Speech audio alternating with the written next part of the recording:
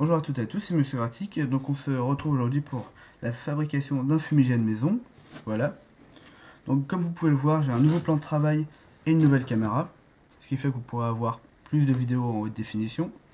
Et vous pourrez aussi me dire ce que vous pensez de l'image et de la présentation du encore nouveau plan de travail dans les commentaires. Voilà.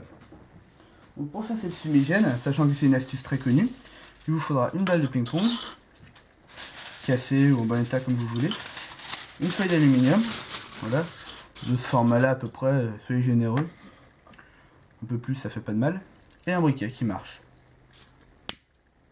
Voilà.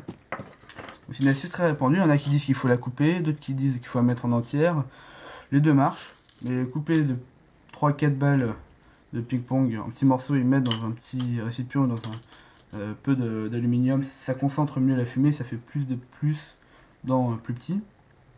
Voilà, donc après chacun ses goûts, moi je trouve qu'une balle ça va très bien, celle-ci elle est poquée comme vous pouvez le voir, mais ça changera si elle est poquée ou pas, et qu'elle soit coupée ou pas, ça changera, ça fait le même effet.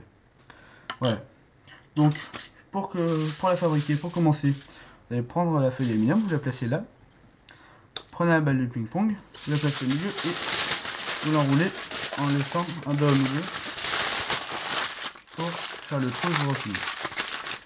Il faut quand même qu'il y ait pas mal d'aluminium à l'extérieur, sinon la balle prend feu et soit vous avec, soit votre fumigène est morte et vous devez recommencer. Voilà, donc après vous pouvez aplatir le trou.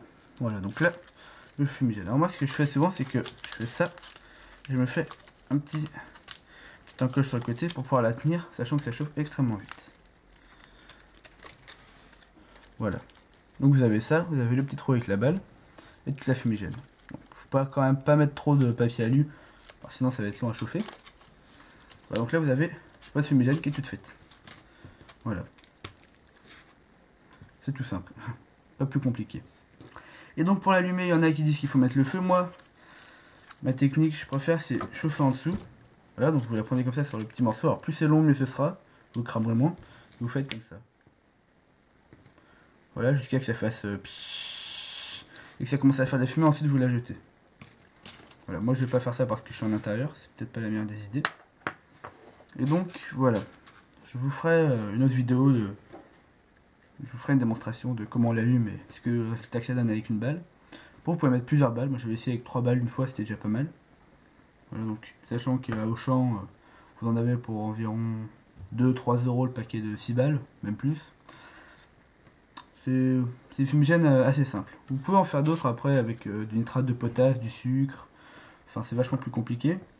Et par contre, le résultat est meilleur. Mais ça sera à chercher sur d'autres tutos. Peut-être que dans quelques temps, j'en ferai une. Voilà. Donc aujourd'hui, vous avez appris comment faire une fumigène maison. À la prochaine.